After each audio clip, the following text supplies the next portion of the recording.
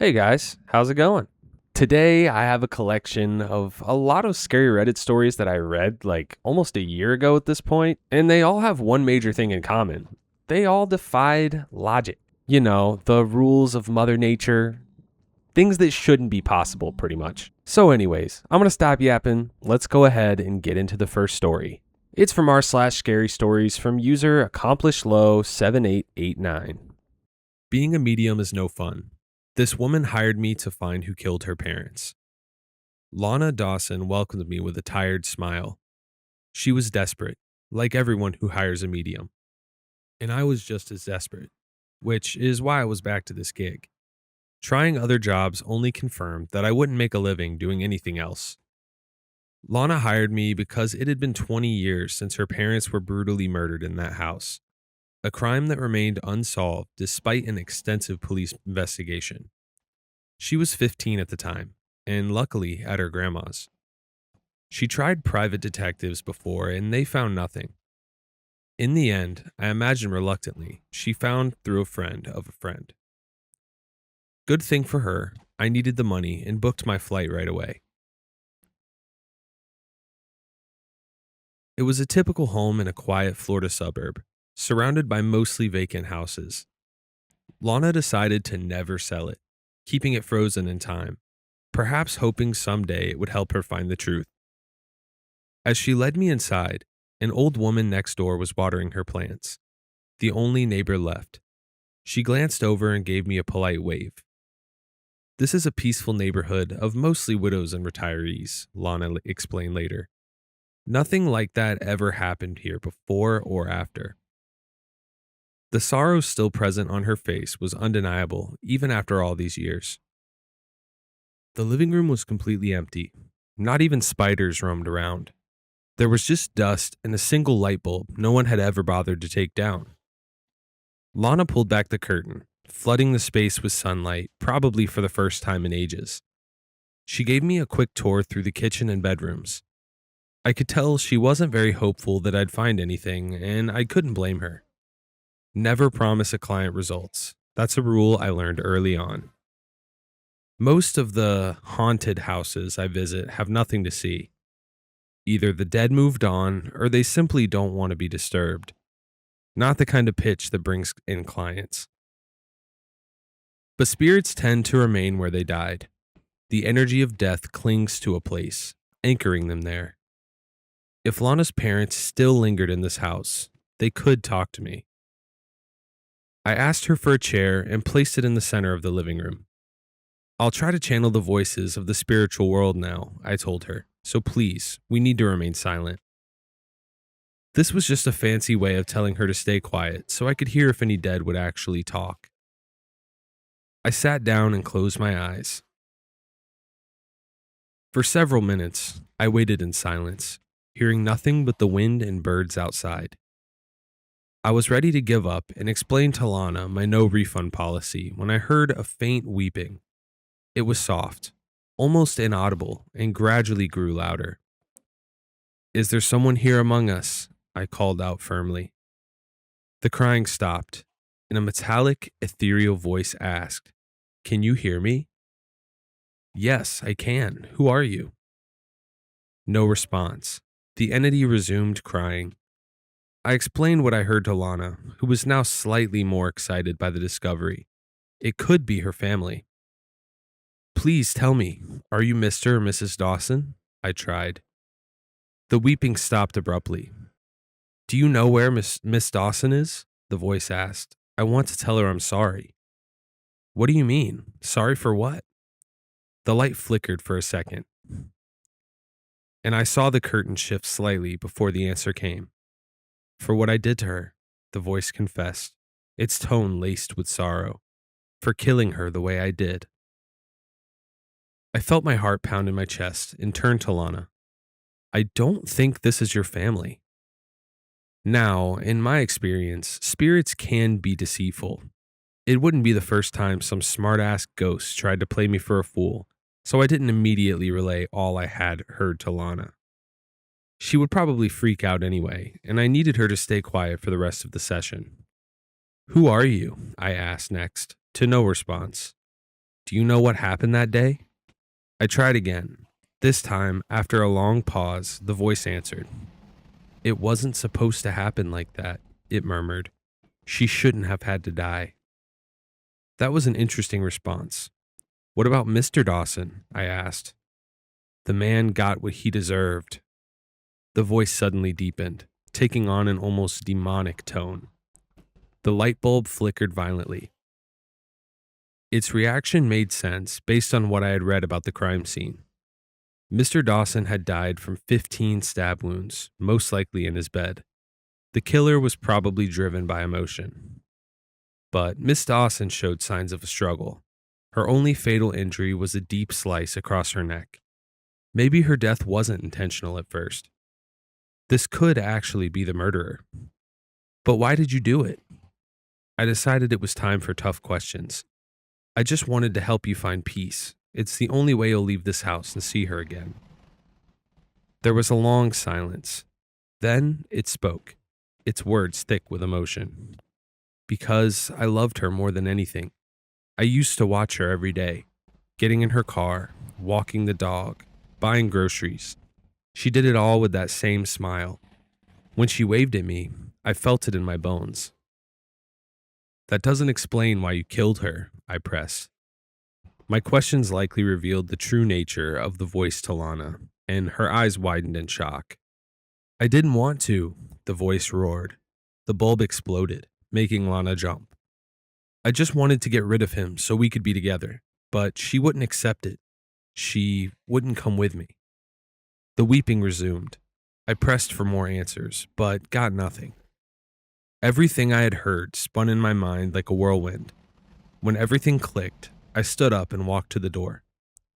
Lana was as pale as snow, visibly shaken by what had happened. Even if she hadn't heard a word, the energy in the room was impossible to ignore. She asked me why I was leaving.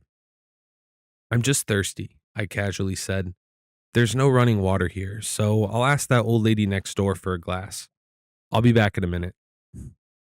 The neighbor looked surprised to see me knocking on her door.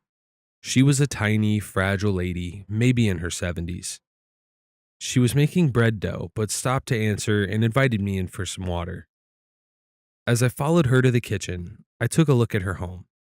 Furniture that had to be at least half a century old, and a large portrait in the living room of her and her husband, taken long ago. She handed me a glass of water and went back to kneading the fresh dough. I hope you don't mind me doing this, she said, using all her small weight against it. I just love having them ready for dinner. Don't mind me at all, I thanked her, sipping the water slowly. By the way, you and your husband are so beautiful together in that photo, I said, referring to the portrait. Her face stiffened for a brief moment before returning to its usual warm smile. She confessed to me that he abandoned her years ago, but it was hard to let go of the memories. One day, he simply got out and never returned. Determined to change the subject, she asked what I was doing in that dusty, abandoned house. I told her I was a medium. Oh, that's fun, she giggled. Did you find anything there? Yes, as a matter of fact, I did, I answered. I found your husband. He told me a lot about you, about him, and about what he did to the Dawson family. She froze, hands still buried in the dough. Slowly, she turned around, scanning my face to see if I was joking. If I really knew the truth about what had happened 20 years ago. I didn't. It was a bluff, an educated guess. For the killer to be a spirit trapped in that house, he had to have died nearby. For him to know the private details of Miss Dawson's life, he had to be someone that lived close by. Someone who could watch her every move, like a neighbor, and there were not many of them around here. I had no idea it would work. My theory could be pretty much wrong, but the bluff paid off because the woman broke down in tears. For Lana, finding the truth was all that mattered, and I gave it to her. Her family had been killed by a neighbor obsessed with her mother. In an act of desperation, he took advantage of the night to break into the house and confess his feelings, just as she had gone to the kitchen for a glass of water. When she rejected him, he grabbed her and slit her throat with a sharp fish knife. Then, in a fit of rage, He walked into the bedroom where her father slept and stabbed him to death. It took me a few more sessions with the killer to get the whole truth out. The old lady confirmed and admitted to Lana that she had suspected her husband all along. And when she confronted him, he fled, never to be found, probably dying somewhere years later. The end. Or at least that's what I told Lana. I can't say she was happy about it, but at least she knew now. There could finally be peace. What I didn't tell her was that the husband never fled, and his wife didn't simply confront him with words. When he arrogantly admitted to the crime, showing no remorse, she shot him with the handgun they kept under the bed and buried him in the backyard. I advised the woman to lie to Lana, keeping her safe from any legal trouble. That way, everything would end up in its right place. The old woman in her home. The husband trapped inside that house, drowning in his regrets. Screw his peace. The end. Listening to that story the second time around gave me chills just as much as the first time. It could have just been a plain old cold case that, they're trying to figure out who this killer is. Yeah, then they bring a ghost into it. And a ghost that already, defies the laws of nature. A ghost solving a cold case, it's definitely not something you hear every day. Anyways, here is the next one. It's on r/creepypasta from user David Hallow. My roommate is a serial killer. This is my testimony. I didn't think I was the kind of person who could get lucky anymore. That's dramatic, I know, but last year was one of those stretches where everything that could wobble did. My job cut my hours, my girlfriend cheated and left. I burned through what little savings I had pretending things were temporary. They weren't. By the time I started looking for a new place, I was down to a duffel bag, a mattress topper, and a laptop with a cracked hinge. That's when I found the listing. It was posted in a small housing group for our town, one of those upscale rural places that pretends it isn't rural.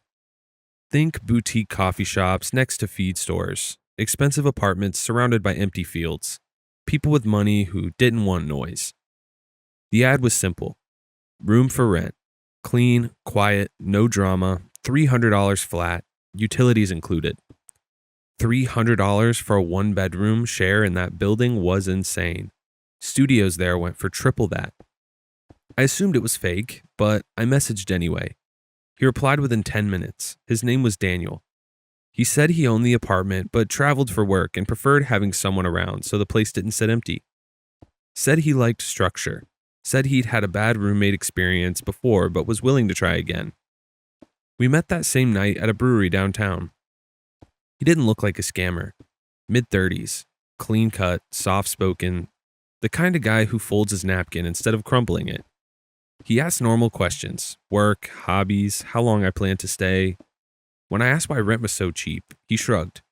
Peace of mind, he said. Money isn't the issue. Stability is. I should have thought that was strange. I didn't.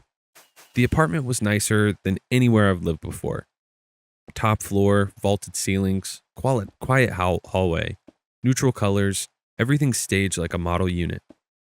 The first thing I noticed were the walls. Several sections in the hallway had slightly different paint texture. You wouldn't see it unless you were looking. The patches were neat, professional, but they were there. Pipe burst last year, Daniel explained when he saw me glancing at it. Insurance nightmare. Had to redo some drywall. He said it casually, like he rehearsed it. Then he went over the rules. He called them house boundaries. No guests ever. Don't tamper with the walls or utility closet. Text if staying out past midnight. Keep the place clean. He meant spotless. No pets. If I smelled anything strange, it was probably the plumbing. Don't try to fix it myself. They weren't insane, just strict. I needed cheap rent more than I needed freedom, so I agreed. Living with Daniel was calm, to say the least. He was tidy, predictable, almost quiet to the point of invisibility. Some days I barely heard him. He worked from home consulting. Whatever that meant. His office door stayed closed most of the time. He never had visitors. Never got personal mail beyond generic envelopes. No old photos anywhere. Just abstract art prints you buy in sets. The fridge was organized like a diagram. labels forward, expiration dates visible. If something ran low, it was replaced immediately. Sometimes I'd notice brand change, like the milk would be a different company from the one the week before. I assumed he shopped sales. He vacuumed twice a week. He wiped the baseboards. He cleaned the walls. Actually, that's not true. He wiped the walls. Specifically, he would be diligent on the patch sections. That part stuck with me later. At the time, I thought he was just one of those obsessiveness freaks, germaphobes even, or what my granddad would call one of them neat nicks. I didn't break the guest rule for almost a month, not because I respected it, because I didn't want to risk losing the place. But one night, I met a girl at a bar downtown. Her name was Mara. She had this silver ring on her right hand, turquoise stone, slightly chipped along the edge. I remember because she kept twisting it when she talked. She wasn't from town, just passing through for a couple weeks for work. We hit it off. I told her I had roommates, but they were chill. That was the first lie. We went back to my place. I justified it myself because Daniel was out doing whatever he did out late. When we walked in, she looked around and said, "This place is nice. Doesn't look like two guys live here." I laughed, said he was particular. We ordered food and flipped through the streaming options. That's when we landed on a documentary. She and I bonded over our love for true crime, so it was a total pull that my Netflix account assisted. It was about an unidentified serial offender operating in upstate counties. The media called him the vacancy squatter. I remember joking that the title sounded like a rejected horror movie. The documentary said the killer targeted homes whose owners were on extended vacations. He'd break in, live there for weeks, sometimes months. The interior would remain almost untouched, except for subtle differences. Groceries replaced with different brands, furniture shifted by inches, new drywall patches discovered months later. The theory of this killer was that he would aim for sex workers, for several women in different counties would go missing. Those disappearances weren't immediately linked at first. One homeowner never came back from a supposed trip.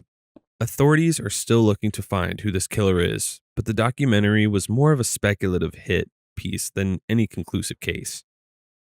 After it was over, Mara and I debated if all those killings, 8 is what they said, are really linked to one killer or just separate incidents.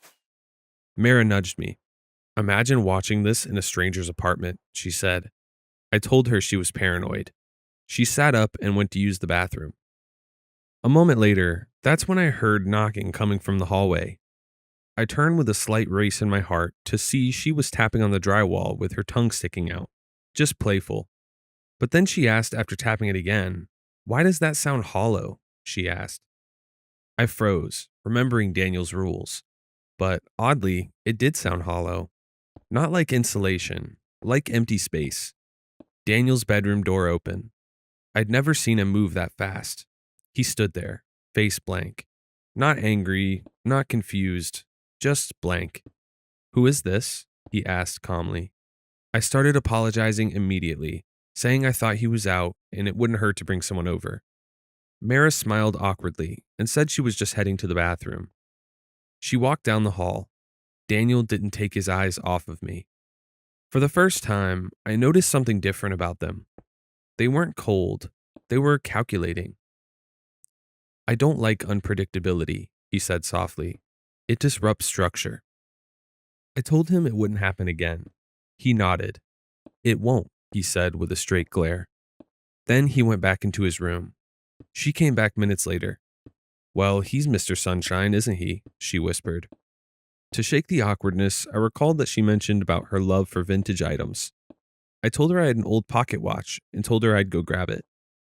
She smiled and took a sip of her beer. I excused myself and headed to my room. It took me a while to find it, but after digging into my drawers, I found it. Returning to the living room, I froze midway in the hallway. She was gone.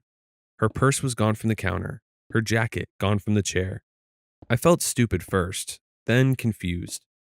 I checked my phone. No message. I walked into the living room. Daniel was sitting on the couch like nothing happened. "She left," he said without looking at me. "What?" She said she needed to get rest, for she had work early in the morning. That didn't make sense. She didn't seem to. Dude, I'm going to be real with you. Don't think she wanted to tango with your mango, if you catch my drift. That was the longest sentence I heard from Daniel. Didn't think he was capable of it, honestly, but after he let out a sigh and shrug, he turned over to meet my gaze. Hey man, sorry for being like that. Some people avoid confrontation, so don't take this rejection too hard, buddy. I don't know why that embarrassed me, but it did. I texted her a couple times, no reply. I didn't know her last name, didn't know where she was staying. By morning, I convinced myself she ghosted. It happens, right? About a week later, I started noticing the smell. I was gone for work, getting overtime hours for 2 graveyard shifts, but when I returned to the apartment, it hit me like a crude awakening. It wasn't constant, ever so faint, but noticeable when you walk in. Sweet, metallic. I assumed it was the trash, then plumbing, then maybe something dead in the walls, maybe a rodent. Daniel's demeanor changed too. He was a lot more joyous, if that even makes sense. He was happy to see me back and asked how work was. When I asked him about the smell, he said it was old pipes reacting to the humidity. He'd call maintenance. They'd look at it for him before. After I came home from another graveyard shift, the smell faded, then came back stronger. I noticed a new patch in the hallway. Fresh paint, perfectly blended. I didn't remember it being there. I figured that's where the source of the problem was. Strangest thing happened. A woman approached me outside my job, mid-30s, tired eyes, holding a printed photograph. Do you live at the Riverstone building? She asked. I hesitated. Sure? I remarked in a tired tone, but hesitant. She showed me a photo, a man who looked like Daniel, but heavier and slightly older. This is my brother, she said. Have you seen him? I told her I lived with Daniel. She went pale. My brother's name is Daniel. I laughed nervously. Yeah, my roommate too. She stared at me.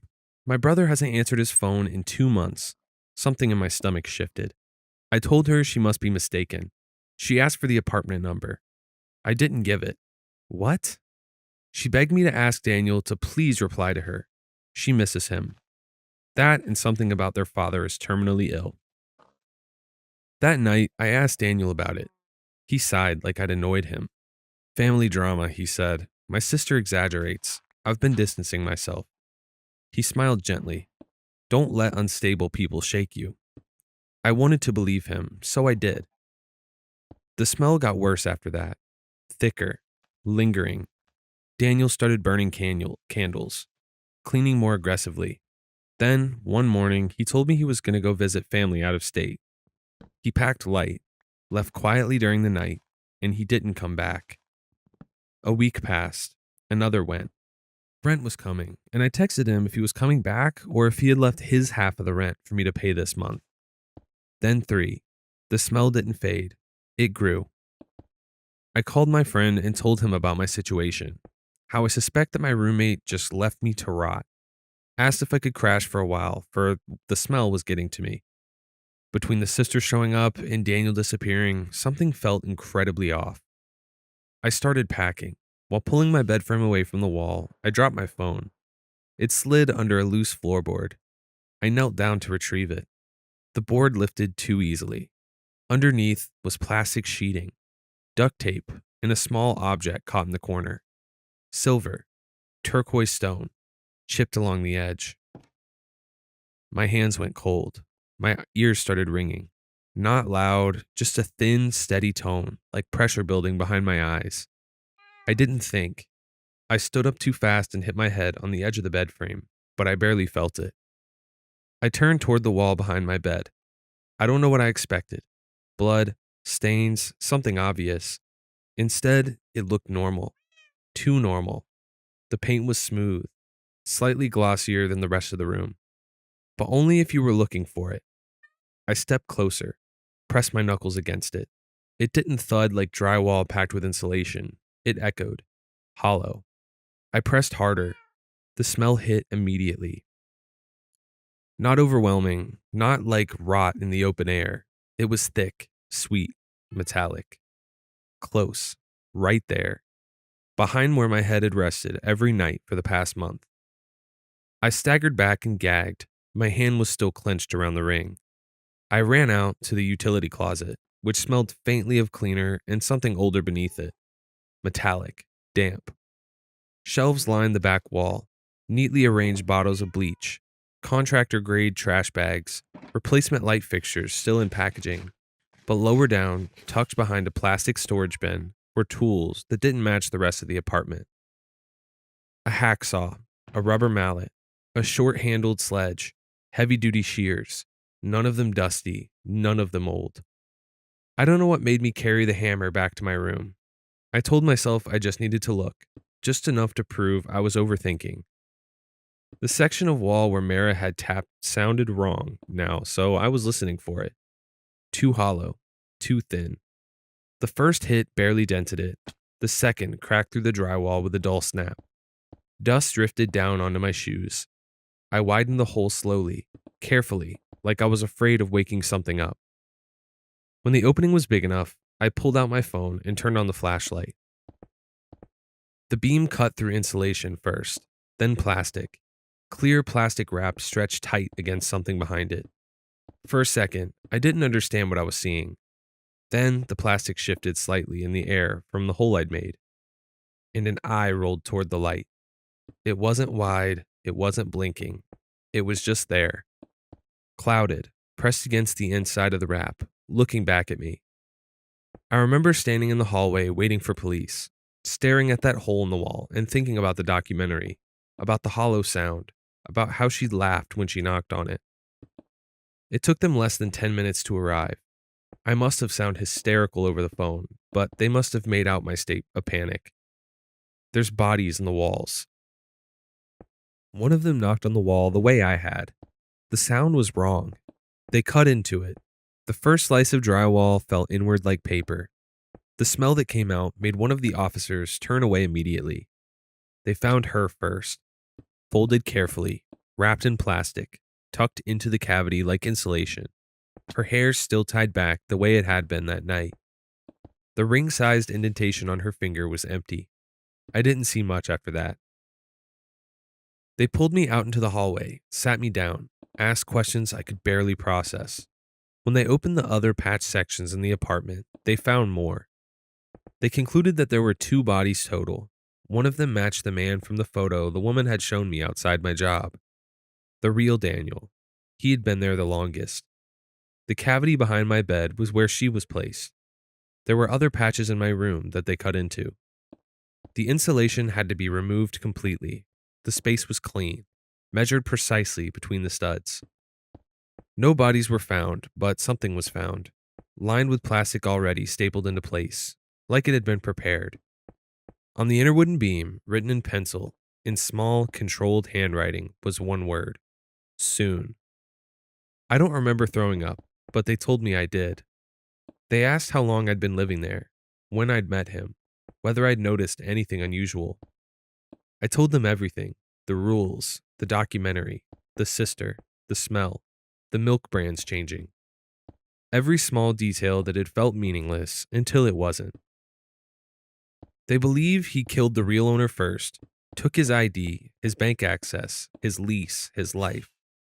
They think he rented the spare room to me to make it look legitimate, to help with bills, to have someone who could say, yeah, he lives there. An alibi with a toothbrush in the bathroom. They say predators like structure, routine, escalation. They think Mara disrupted something, or maybe I did. He left before finishing. That's what one detective told me. Left before finishing. I moved out that same week. I didn't take much with me. Most of it went into evidence bags anyways. I don't stay in places long now. I don't mount things on the wall. I don't push furniture against drywall. In hotels, I knock on the walls, just lightly, listening. Last week, there was an article online about a home 3 counties over. Owners returned from a 2-month vacation. Minor interior repairs noticed. Several women reported missing in the area. Investigators believe the suspect may have unlawfully occupied the property for a short period. No arrest has been made. I don't read those articles all the way through anymore. I don't need to. They never caught him. He's still out there. And I was his roommate. The creepiest part about this one is, I guess, how normal everything seemed. I mean, the idea of hiding bodies in the walls is disturbing enough, but realizing he was getting the next spot ready before he disappeared, that's insane. Like, imagine being in that situation and figuring out you were living under the same roof. So, yeah, I'll make my argument. I'd say that defies logic. Nobody would ever expect to be living under the same roof as a serial killer that wants to stuff your body in the wall. Anyways, here's the next one. It's from r/scary stories from Trash Tia. It's called Murder is Legal in My Small Town, but I am yet to kill someone. Murder was legal in our town. I grew up seeing it. At 8 years old, I watched a man walk into our local cafe while I drank my peanut butter milkshake and killed 2 people dead. There was no malice in his eyes, no hatred. He was just a normal guy who smiled at the waitress and winked at me. Mom told me to keep drinking my milkshake, and I did, licking away the excess whipped cream while the bodies were carried out and the pooling red was cleaned from the floor. I could still see flecks of white in the red, and my stomach twisted. But I didn't feel scared. I had no reason to be. Nobody was screaming or crying. The man who had shot them sat down to eat a burger and fries, not blinking an eye. That was my first experience seeing death. With no rules forbidding murder, you would think a town would tear itself apart. That's not what happened. Murder was legal, yes, but it didn't happen every day. It happened when people had the urge. Mom explained it to me when I was old enough to understand. The urge was a phenomenon that had been affecting the townspeople long before I was born, and there was no real way to stop it. So, it didn't stop. Mom told me she had killed her first person at the age of 17, her math teacher. There was no reason or motive. Mom said she just woke up one day and wanted to kill him. That specific killing became more of a bedtime story to lull me to sleep. I didn't like her smile when she told me about her killing. Sometimes I got scared she was going to murder me too. Growing up, I was constantly on edge. Every day I woke up and pressed my hand to my forehead, asking myself the same question. Did I want to kill anyone? Those thoughts blossomed into paranoia when I wasn't sure what I was feeling. It's not like I didn't know what it was like. Dad taught me how to use a knife and how to properly hold a weapon, and Mom gave me lessons in severing body parts. Both of them wanted me to follow through with the urge when it inevitably hit me. I wanted to fit in. When I started middle school, our neighbors were caught killing and cannibalizing their own children, turning them into bone broth. I knew both of the kids, Clay and Clara. I played with them in their yard and ate cookies with them. Clara told me she wanted to be a nurse when she grew up, and Clay used to tug on my pigtails to get my attention. They were like siblings to me. No matter what my parents said, or my teachers, my guts still twisted at the thought of my neighbors doing something like that. Days after the cops arrived, I saw Miss Jensen watering her plants, but when I looked closer, there was no water. She was just holding an empty hose over her prize roses. I stood on my tiptoes, peering over our fence. Miss Jensen? I'm okay, Elle. Her voice didn't sound okay. Are you sure? I asked. I pointed at the hose grasped in her hand. You forgot to turn the water on. I know. Miss Jensen. I took a deep breath before I could stop myself. Did you like killing Clay and Clara? Why, yes, she hummed. Of course I did. I nodded. But didn't you love them? She didn't reply for a moment before seemingly snapping out of it and turning to me with a bright smile. Too many teeth. That was the first time I started to question the urge. It was supposed to make you feel good, acting like a relief, a weight lifted from your chest. Killing another human being was exactly what the people in our town needed. But what about killing their families and children? Did it really make them feel good? Looking at my neighbor, I couldn't see the joy my mom described. In fact, I couldn't see anything. Her expression was the kind of blank that scared me. It was oblivion, staring back, stripped of real human emotion. Miss Jensen's smile stretched across her lips, like she could sense my discomfort. I noticed she had yet to clean her hands. Miss Jensen's fingernails were still stained a scary shade of red. Instead of replying, the woman moved toward my fence in slow, stumbling strides. She was dragging herself, like moving caused her pain or agony I couldn't understand. It was exactly what my mother had insisted didn't exist when killing: pain, humanity. All the adults told us we would not feel those things when killing. We wouldn't feel regret or contempt, we would just feel good. It was a release, like cold water coming over us. We would never feel better in our lives than when we were killing, and our first would be something special. When Miss Jensen's fingers, still slick with her children's blood wrapped around the wooden fence, I found myself paralyzed. Her manic grin twisted and contorted into a silent wail, and once vacant eyes popped open like she was seeing me for the very first time. "I want to go home," she whispered, squeezing the wooden fence until her own fingers were bleeding. "Can you tell them to let me go home? I would like to see my children. Right now. Do you hear me?" Miss Jensen wasn't looking at me. Instead, her gaze was glued to thin air. She was crying, screaming at something only she could see, and for a moment, I wondered if ghosts were real. I twisted around to see if there were any ghosts, specifically the ones of her children, but there was nothing. Just fall leaves spiraling in the air in pretty waves. "Miss Jensen is sick," Mom told me once I was sitting at the dinner table, eating melted ice cream. It tasted like barf running down my throat. I didn't see Miss Jensen after that. Well, I did. She looked different, however. Not freakishly different, though I did notice her hair color had changed. I remembered it being a deep shade of brown, and when my neighbor returned with an even wider smile, it was more of a blondish white. When I questioned this, Mom told me it was a makeover. The urge affected people in different ways, and with Miss Jensen, after having her come down, she had decided on a change. My mom's words were supposed to be reassuring, adding that there was no reason to be scared of the urge. But I didn't want to be like Miss Jensen and have a mental breakdown over my killing. I wanted to be like Mom and have a glass of wine and laugh over the sensation of taking a life. Miss Jensen was my first real glimpse into the negativity of killing. Dying, for example, wasn't feared. From a young age, we had been taught that it was a vital part of life, and dying meant finding peace. When I first started high school, I expected killing to happen. Puberty was when the urge fully blossomed. Weapons were allowed, but only outside of classes.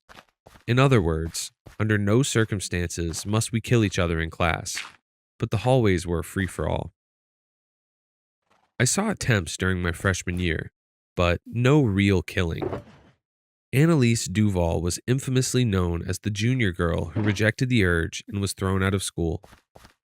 Struck with the stomach flu on the day of her attempted killing, I only knew the story from word of mouth. Apparently, the girl had attempted to kill her mother at home, failed, and then bounded into school, screaming about laughter in the walls and people whispering in her head. Obviously, my classmate was labeled insane, and judging from her nosebleed, the girl's body had ultimately rejected the urge, and her brain was going haywire. Nosebleeds were a common side effect. I heard stories from kids saying there was blood everywhere, all over her hands and face, smeared under her chin. She had been screaming for help, but nobody dared go near her, like rejection was contagious. She survived, I still saw her on my daily bike ride to school. She was always sitting cross-legged in front of the forest with her eyes closed, like she was praying. The rumor was, after being thrown out by her parents, the girl wandered around aimlessly, muttering about whispering people and laughter in her head. It was obvious her rejection had seriously affected her mental state, but I did feel sorry for her. On my 14th birthday, I confused a swimming stomach and cramps for the urge, which turned out to be my first period. I remember biking my way home, witnessing a man cut off another guy's head with an axe. It's funny. I thought I would be desensitized to seeing human remains. I saw the passion in the man's face as he swung the axe, digging in real hard. chopping right through bone and not stopping, even when intense red splattered his face and clothes. He didn't stop until the head hit the ground, and that sent my stomach creeping into my throat. Then it was the vacancy in his eyes, the twitching smile as he held the axe like a prize. Part of me wanted to stay, to see if he had a similar reaction to Miss Jensen. I wanted to know if he regretted what he had done, but once I met his gaze and his grin widened, the toe of his boot kicking the guy's motionless body, I turned away and pedaled faster, my eyes starting to water. It wasn't long before my lunch was inching its way up in my throat, and I was abandoning my bike on the side of the road, choking up undigested mac and cheese into the steaming tarmac. I didn't tell my mom about the man, and more importantly, about my odd reaction to his killing. I wasn't supposed to feel sick to my stomach. Murder was normal. I wasn't going to get in trouble for it, so why did seeing it make me sick? I'd been taught as a little kid that visceral reactions were normal, and it was okay to be scared of killing and murder. However, what our brains told us was right wasn't always the truth. Our teacher held up a teddy bear and stabbed into its stuffing with a carving knife. We all cried out until the teacher told us that the bear didn't care about dying. In fact, it was ready to find peace, and it didn't hurt him. In other words, we had to ignore what our minds told us was bad. Mom told me I would definitely start having conflicting feelings before my first killing, but that it was nothing to worry about. I did worry, though. I started to wonder if I was going to become the next Annalise Duval. Maybe the two of us would become friends, sharing our delusions together. My 17th birthday came and went, and still no sign of the urge.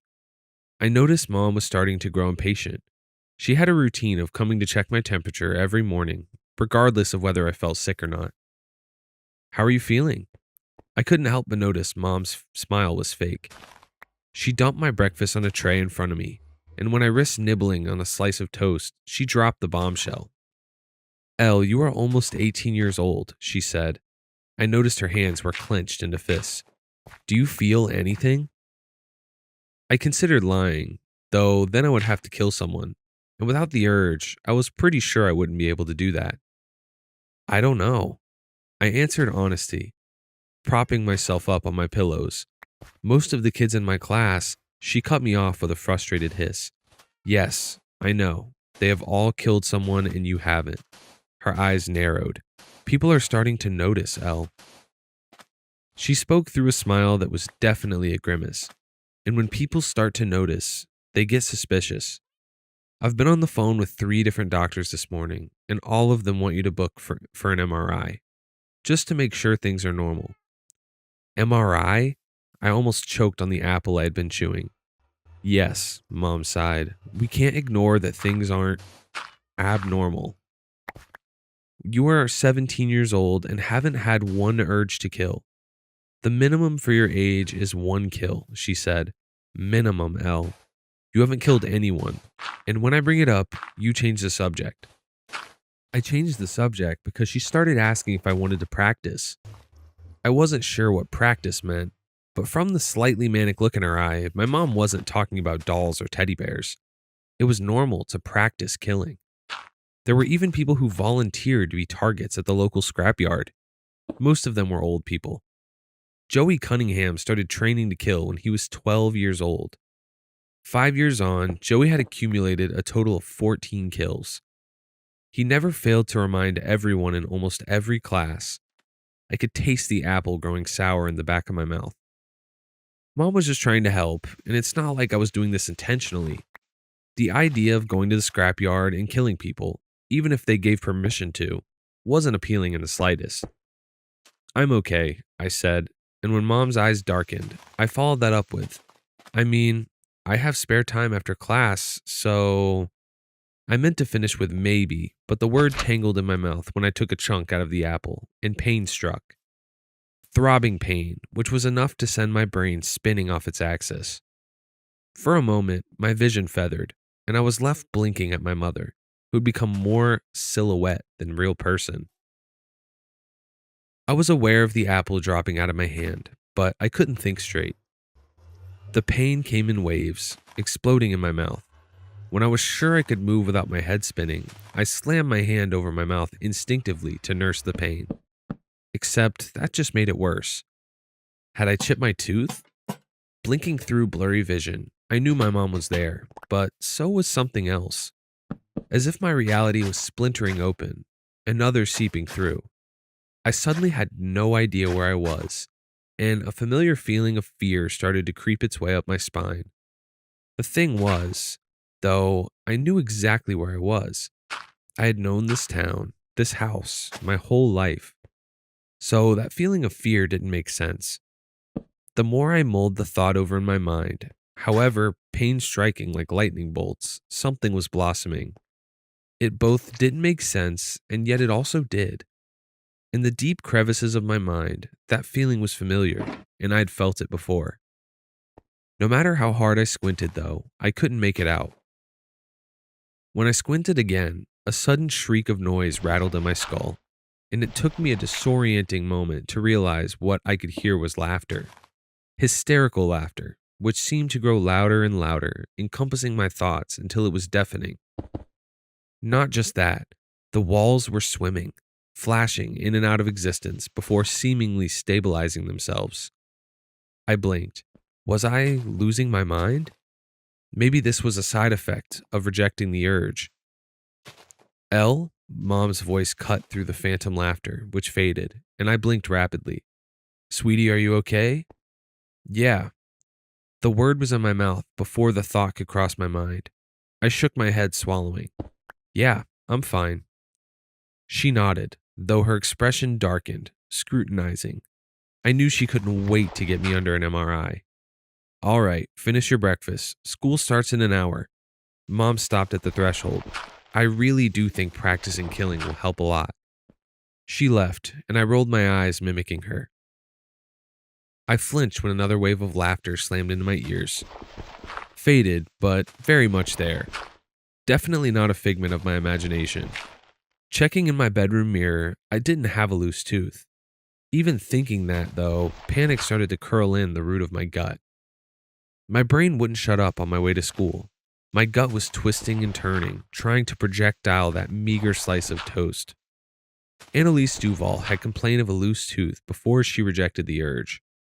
Was that what was going to happen to me? Was it all because of that stupid apple? At school, I was surprised to be cornered by a classmate I had said maybe 5 words to in our combined time at Briarwood High. Kaz Isaacs was one of the first kids in my class to be hit with the urge, and he almost ended up like Annalise Duval. I don't even think it was the urge. I think he was driven to kill through emotions, like so many adults had tried to tell us wasn't real. Kaz was a confusing case where a teenager had actually blossomed early, or not at all, and struck with his own intent. Kaz didn't need the urge. Halfway through math class 2 years prior, I was daydreaming about the rain. It rarely rained in Brightwood. Every day was picturesque. But I did remember rain.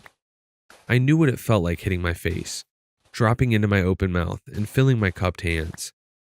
I remembered the sensation on it soaking my clothes and gluing my hair to the back of my neck. When I asked Mom if it was ever going to rain, she got a funny look on her face. Sweetie, it doesn't rain in Brightwood. It never rained. So where had I jumped into puddles? My gaze was fixed on the window pane, trying to imagine what a raindrop looked like sliding down the glass, when Kaz Isaacs let out an exaggerated sigh behind me.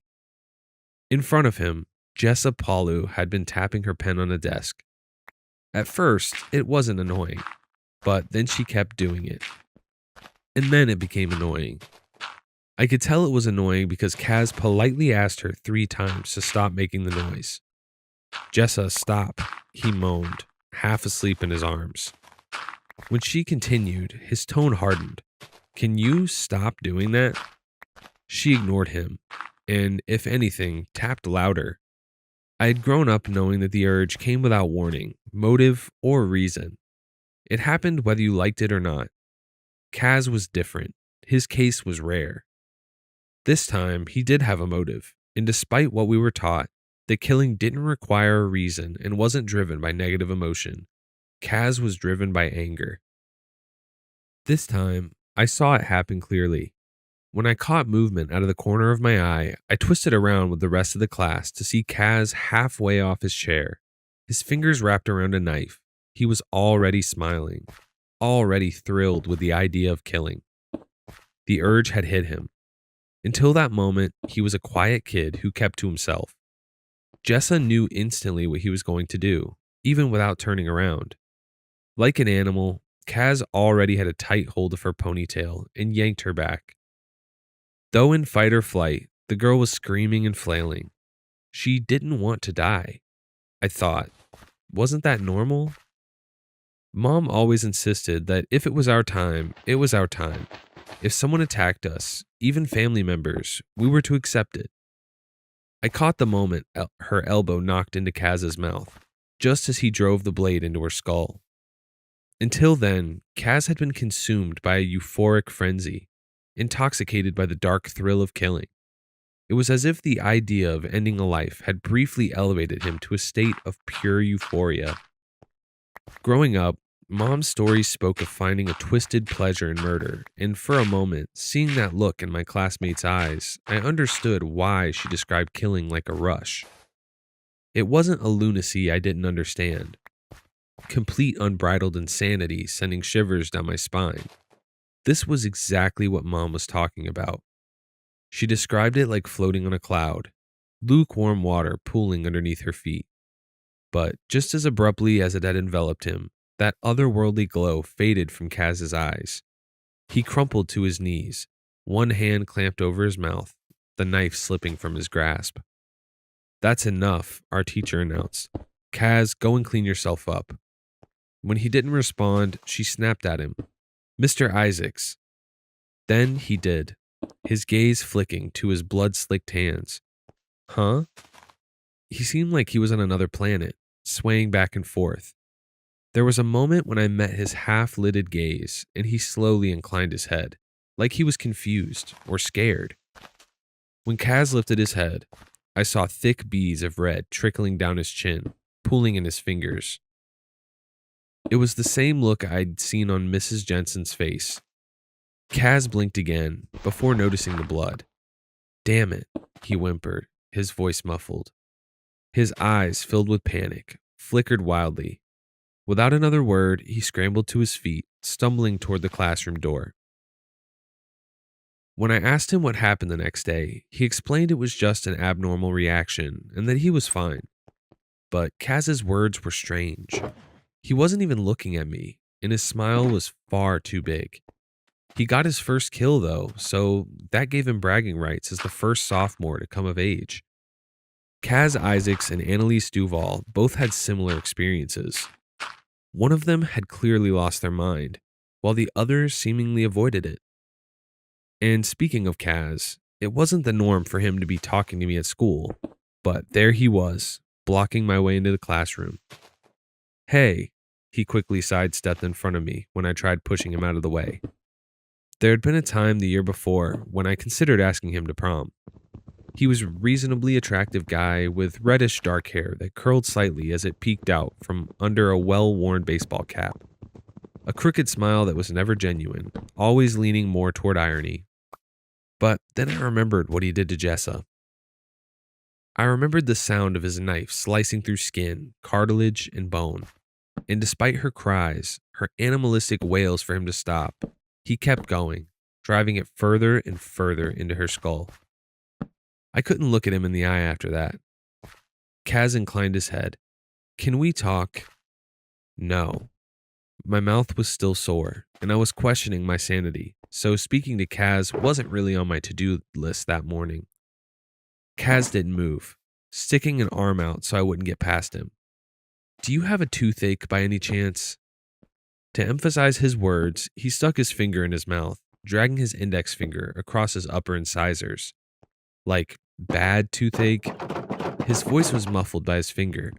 Kaz leaned forward, arching a brow. "You do, don't you? Right now, you feel like your whole mouth is on fire, and yet you can't detect any wobblies." The guy's words sent a sliver of ice tingling down my spine. He was right. I hadn't felt right since biting into that apple. When I didn't say anything, his lip twitched into a scowl. All right, you don't want to talk? He raised two fingers in a salute. Suit yourself. What do you mean? I asked, mostly to humor him. He shrugged. Maybe wait a few days, and then come talk to me, all right? Kaz's words didn't really hit me until several days later. I woke up with a throbbing mouth, knelt over the corpse of my mother. The urge had finally come. It was something I had been anticipating and fearing my whole life, terrified I wouldn't get it and would end up ostracized by my loved ones. But when I saw my mom's body and the vague memory of plunging a kitchen knife into her chest hit me, I didn't feel happy or relieved. I felt like I had done something bad, which was the wrong thing to think. Killing was good. The words echoed in my mind. Killing was our way of release. How could I think that when there was a knife clutched between my fingers? The weapon that had killed her, hurt her. How was this supposed to make me feel good? My mother's eyes were closed, peaceful, like she had accepted her death. The teeth of the blade dripped deep, dark red, and I knew I should have felt something, joy or happiness. Except all I felt was empty and numb, and wrong, alone. I felt despair in its purest form, which began to chew me up from the inside as I lulled from my foggy thoughts. I wasn't supposed to scream. I wasn't supposed to cry, but my eyes were stinging, and I felt like I was being suffocated. I saw flashes in quick succession, a room bumbling with moving silhouettes, and the smell of coffee. Mom never let me try coffee, and I was sure we never had it in the house. So, how did I know the feeling of it running down my throat? Just like in my bedroom, the walls started to swim.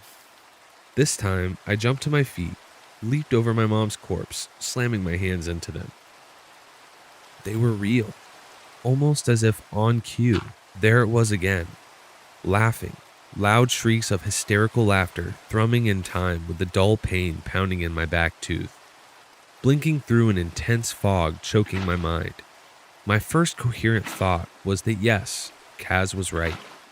I did have a loose tooth, and when I was sure of that, I was stuffing my bloody fingers inside my mouth trying to find it. I grabbed the knife feverishly, my first thought to cut it out, when there was a sudden knock at the front door. Slipping barefoot on the blood pooling across our kitchen floor, I struggled to get to the door without throwing up my insides. Annalise Duval was standing on my doorstep. I had seen her in an odd assortment of clothes, but this one was definitely eye-catching. The girl was wearing a wedding dress that hung off her, the veil barely clinging to the mess of bedraggled curls she never brushed. Blinking at me through straggly blonde hair, she almost resembled an angel. The dress itself was filthy, blood and dirt smeared down the corset, the skirt torn up. "Hello, Elle." The girl lifted up a hand in a wave. Her smile wasn't crazed like my classmates had described. Instead, it was sad. Annalise's gaze found my hands slicked with my mother's blood, but barely seemed fazed. "Do you want to see the wall people?" Until then, I had ignored her ramblings, but when I started hearing the laughing, wall people didn't sound so crazy after all. I nodded. "Can you hear the laughing?" I asked. "Sometimes." "Sometimes?" "Yep," she twirled in the dress. "That's how it started for me. Laughing. I heard a lot of laughing, and then I found the wall people." I winced when she came close. So close, almost suffocating me. Nobody believes me, and it's sad. I'm just trying to tell people about the wall people, but they label me as crazy. They say something went wrong with my head. Annalise stuck two fingers to her temple and pulled the imaginary trigger, her eyes rolling back, like she was mimicking her own death. "I'm not the one who's wrong. I know about the wall people and the laughing. I know why I murdered my mom." "Annalise," I said calmly, "can you tell me what you mean?" Her eyes were partially vacant, that one sliver of coherence quickly fading away. Instead of speaking, I took her arm gently and pulled her down my driveway. "Can you show me what you found?" Annalise danced ahead of me, tripping in her wedding dress. She cocked her head. "Did you kill your mother too?"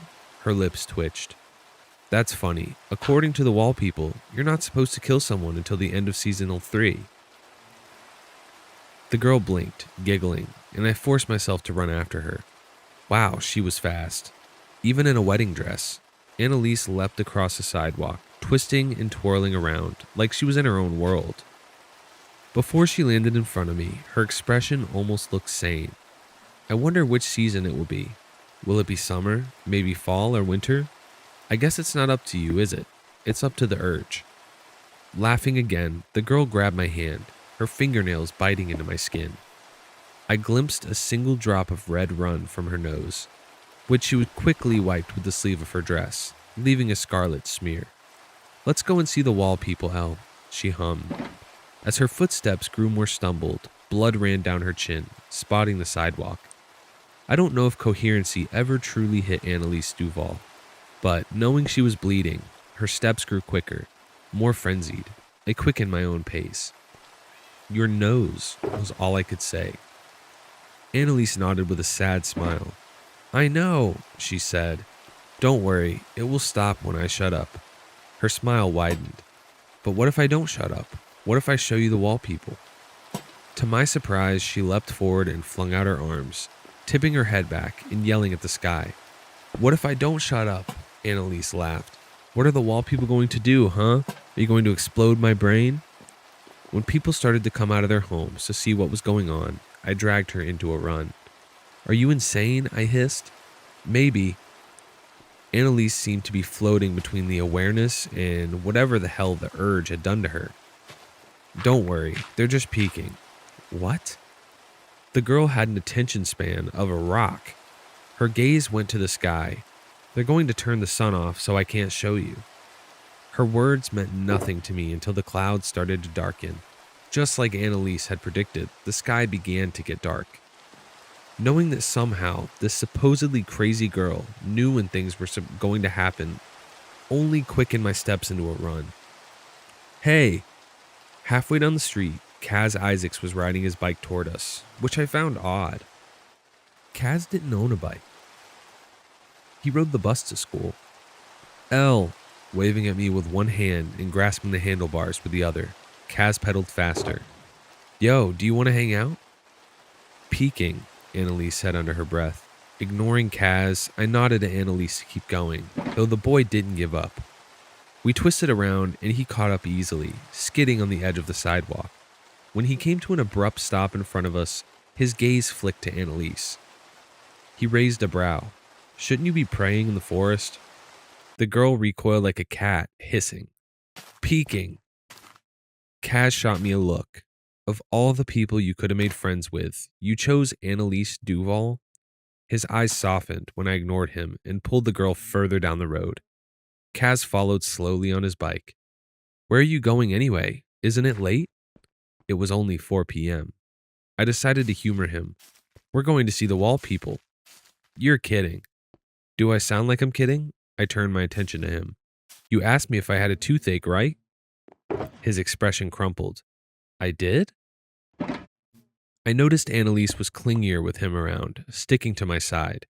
Every time he moved, she flinched, tightening her grip on my arm. The girl was leading us into the forest, and I swore, the closer we got to the clearing, the more townspeople were popping up out of nowhere. An old woman greeted us, followed by a man with a dog, and then a group of kids from school. Annalise entangled her fingers in mine, pulling me through to the clearing. Kaz followed, hesitantly, biking over rough ground. Once again, I think this is a bad idea, he said in a sing-song voice. We should go back. When it was too dangerous for his bike, he abandoned it and joined by my side. Elle, the girl is insane, Kaz hissed. What are you even doing?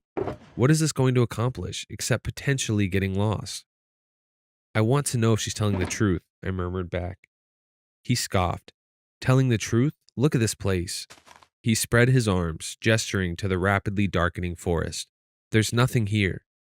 No, Annalise ran ahead, staggering over the tricky ground. No, it's right over here. She was still fighting a nosebleed, and her words were starting to slur. The girl twisted to Kaz. You're peeking, she spat, striding over to him until they were face to face. Stop peeking, she said. her fingers delving under her wedding skirt where she pulled out a knife and pressed it to his throat. If you peek again, I will cut you open. Kaz nodded. Got it, Blondie. No peeking. Annalise didn't move for a second, her hands holding the knife trembling. You're not going to tell me I'm crazy again, she whispered. You're not crazy, Kaz said dryly. Say it again. You're not crazy. He yelped when she applied pressure to the blade. Can you stop swinging that around? Jeez.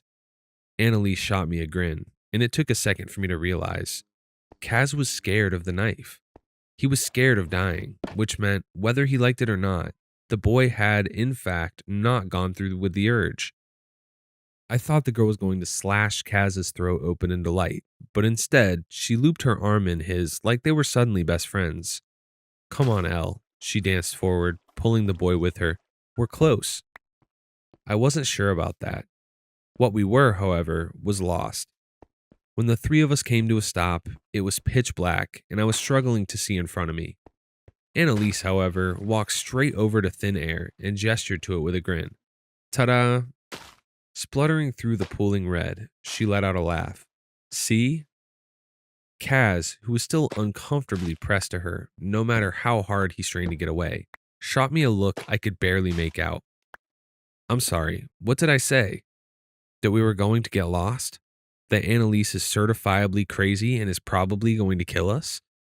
At first, I thought I was really crazy. Maybe Annalise's condition was contagious. I could hear it again, laughing. But this time, it was coming from exactly where Annalise was pointing. When the girl slammed her hand into thin air, there was a loud clanging noise that sounded like metal. Slowly, I made my way toward it, and when my hands touched sleek metal, what felt like the corners of a door, more pain struck my upper incisors. Oh my gosh.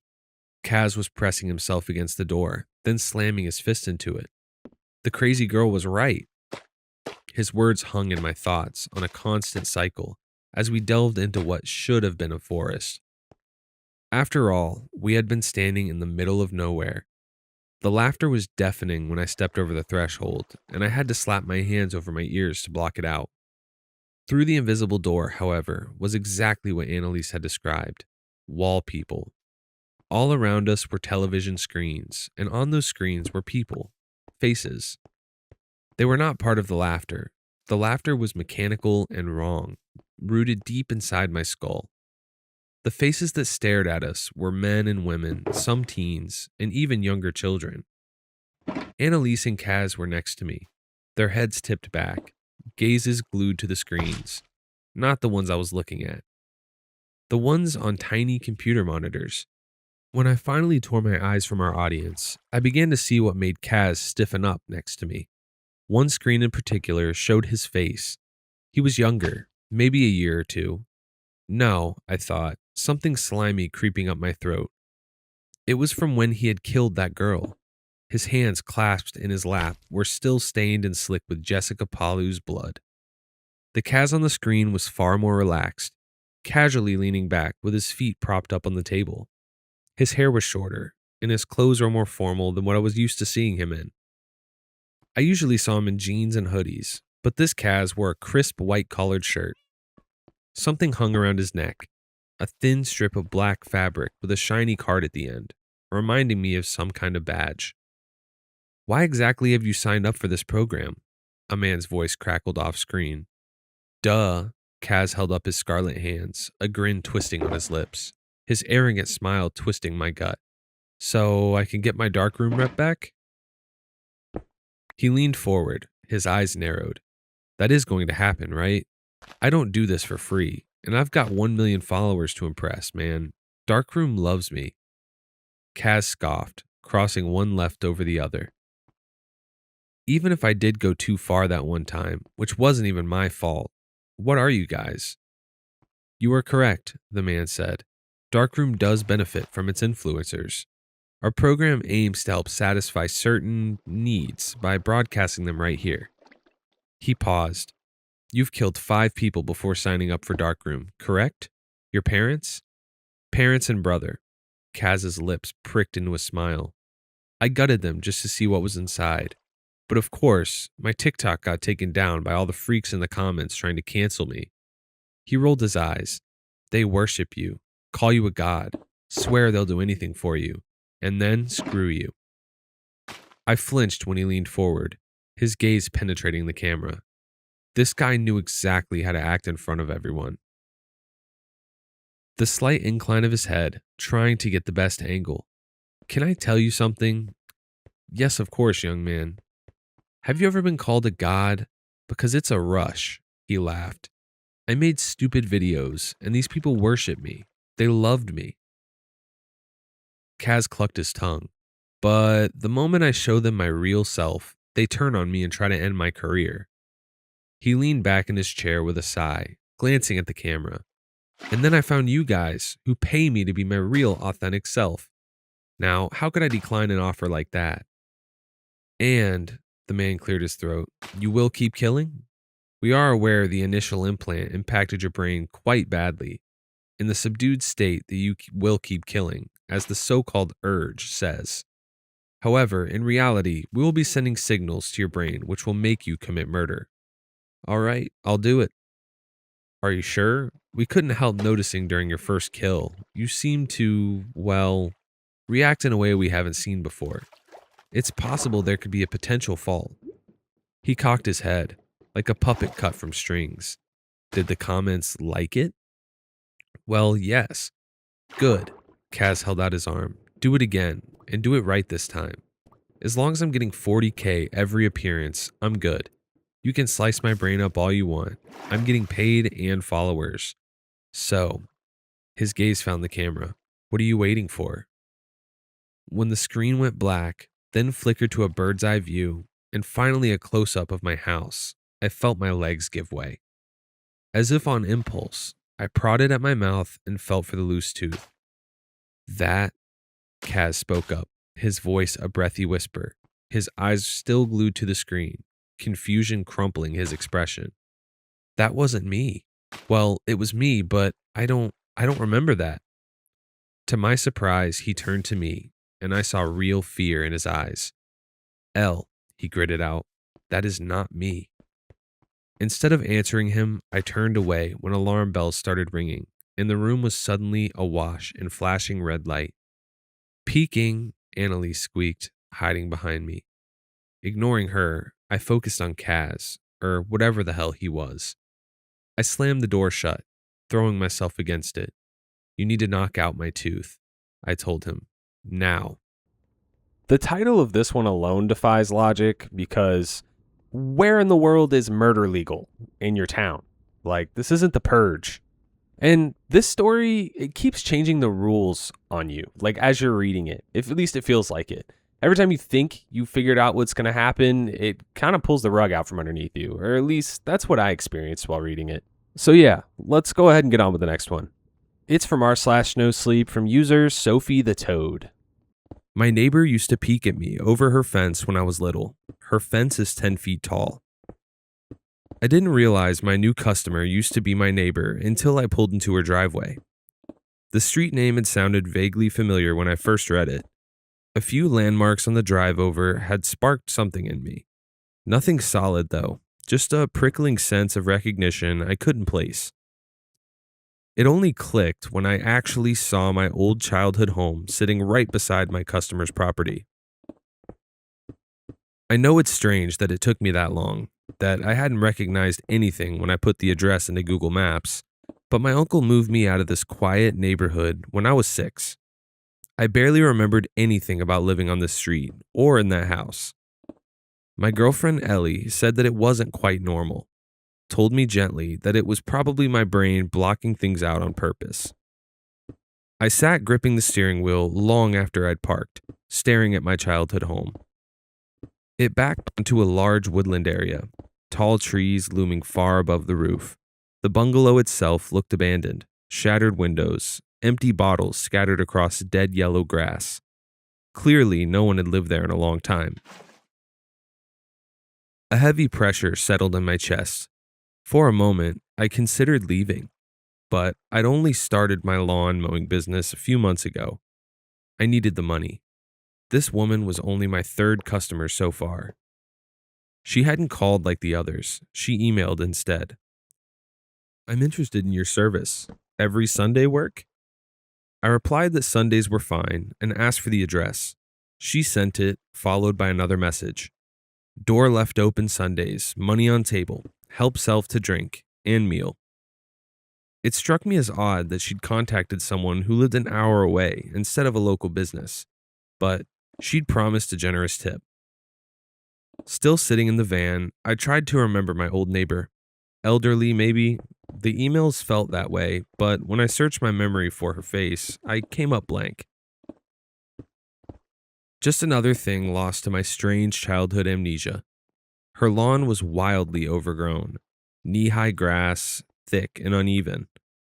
The house itself was perfectly normal, a neat two-story place with a front porch, well kept enough that the state of the yard felt odd, almost like a choice. I hesitated, wondering if I should knock or just start the job. In the end, I got to work. Part of me didn't want to meet her yet. I was delaying it. I couldn't explain why. As I mowed, my gaze kept drifting to the fence separating her property from my old home. It was enormous, easily 10 feet tall. I couldn't believe something like that had been approved in a quiet suburban street. But it wasn't just the size. Every time I looked at it, pressure built behind my eyes. The sensation of a memory forcing its way up while something inside me resisted just as hard. The effort made my head throb. Then, for a split second, I remembered her hair. Long black strands spilling down the fence from the other side, tangled and thin, draped over the timber, clinging to the wood, hanging there like a ragged curtain. I'd frozen on my cheap plastic tricycle. One of the back wheels was missing, so I had to balance my weight just right to keep it upright. It's strange, the useless little details that scramble back when everything else is lost. The hair shifted, and slowly, above the lip of the fence, a pale forehead rose. There were eyes, white and cloudy. I only saw them for a moment, but I knew immediately who they were peeking down at. Me. Only me. Then, there had been some sound behind me, maybe a voice, maybe someone calling my name. The eyes vanished. The forehead sank out of sight. The hair slid upward, strand by strand, slithering back over the fence until there was nothing left at all. Cold washed through my body. I tightened my grip on the mower handle and focused on the lines of grass ahead of me. I didn't look at the fence again. Surely, it had just been my imagination, something I'd invented out of boredom. No one could peer over a 10-foot tall fence unless they were standing on stilts or balancing on some ridiculous ladder. And even that, why would anyone climb that high just to look at a child playing in their backyard? It was too strange to take seriously, too absurd. And yet, an unease bloomed low in my chest and refused to settle. Because that image, hair spilling over the fence, eyes watching, was suddenly one of the clearest memories I had from that house, from that time. Clearer than anything else I could recall in over a decade. I shook my head, forced the image away, and got back to work. An hour later, the lawn looked respectable again. I packed my equipment back into my uncle's van. Then I remembered the money. I knocked on the front door and waited a bit. She did say to let myself in, but it just felt wrong to waltz into a stranger's house. I waited another few minutes before finally reaching for the handle and stepping inside. "Miss Ramona, are you home?" I called out, remembering her name from her email address. One of the first things I noticed was the ceiling. It was unusually high. It made the space feel wide and open, almost cavernous. It also made it incredibly cold inside. Goosebumps rose over my arms. Most of the ground floor was open plan, so I spotted the kitchen right away, where a wooden table sat by the counter. There was money laid out neatly on top of it. Beside it, a glass jug filled with what looked like lemonade, ice cubes floating inside, a clean glass, a sandwich on a plate. She'd said to help myself. Still, I hesitated. I felt silly to be cautious, but I hadn't even met her.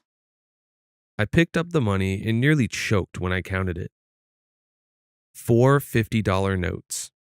I only charged $60. She'd mentioned a tip, sure, but this was excessive. What if she was elderly? What if she miscounted? I took 100 and left the other 100 on the table, just in case. That was when I heard something upstairs. A wheeze, wet and uneven, like air being dragged through damaged lungs. After that, 2 sharp creaks snapped through the house in quick succession, floorboards protesting under sudden weight. My body went rigid. Someone was definitely home. I stared at the staircase. Hello? My voice rang too loud in the open space. Miss Ramona? No answer. I edged closer to the stairs despite myself, my heart beginning to pound. The noises replayed in my head. What had made them? Had she fallen? Was she hurt? If she was elderly, I told myself, I should check. That was the decent thing to do. But another part of me was screaming to leave. The feeling was sudden and absolute, like stepping into a place you were never meant to enter, like bait. After a moment, I turned back to the table. I picked up the sandwich so I wouldn't seem rude, my hands clumsy and shaking, and then I got out. When I drove home, I sat in the van for a long time with the engine off. The sandwich rested on the passenger seat. Eventually, I opened the bread.